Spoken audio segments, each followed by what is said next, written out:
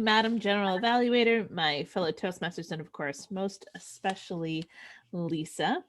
I wanted this evening, your speech, the purpose of the speech was to present a speech, receive feedback, and then put that feedback in a second speech or utilize that feedback during a second speech.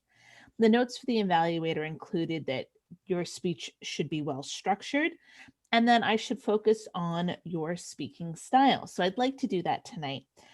One of the things I want to start with that I think you absolutely knocked out of the park was the organization of your speech. You started us off with a problem statement, something that maybe we were not familiar with, but you described a situation where you commonly have patients that come to you with these test results and they're frustrated because the results and their experience don't match the test results. You then describe the different types of tests that are typically utilized to diagnose food allergies. You talked about why those tests might be flawed, and you actually shared with us some evidence to support those beliefs that the tests may be inaccurate. And then you shared strategies and you gave us some hope for other ways to deal with food allergies and that kind of trying to diagnose some general symptoms in our life. So I love that your speech was really well structured, very easy to follow into several different sections. One thing that I like style, and I don't think this is part of your style because I don't believe I've noticed you do it before, but you did it twice in the speech. You took a breath and then you said, okay, and then you continued on. And it was kind of like, okay, and then you moved on, and I think what was happening was that you were kind of checking your notes and seeing where you were and then picking up the next point. And those notes were well placed because you maintained excellent eye contact throughout the speech, but it was a clear transition that I don't know that you intended. And if it was intended, I would suggest just dropping the okay and taking the breath and moving on to the next topic.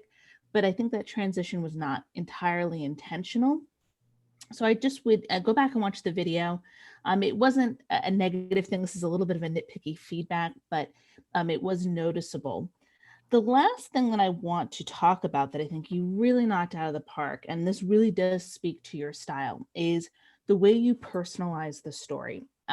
Lisa, as you've talked about medicine and your practice, you do a really great job of personalizing it for us. So it's not just that you have patients that have experienced this, or but that you've experienced it in one way or another yourself. And I've seen you do this through dozens of speech where you tie your own experience. And that's really helpful because not only does it lend credibility that you understand how your patients feel.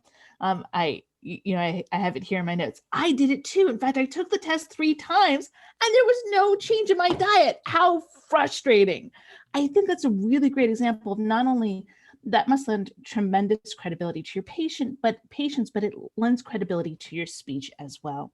So I love how you personalize your stories, and that is something that's part of your speaking style that I would recommend that you continue to apply because it gets our attention and it lends to your credibility as a speaker. Thank you so much, Lisa, for another wonderful, educational, well organized, and interesting speech. Madam General Evaluator. Thank you, Christine. That was a very informative and helpful evaluation.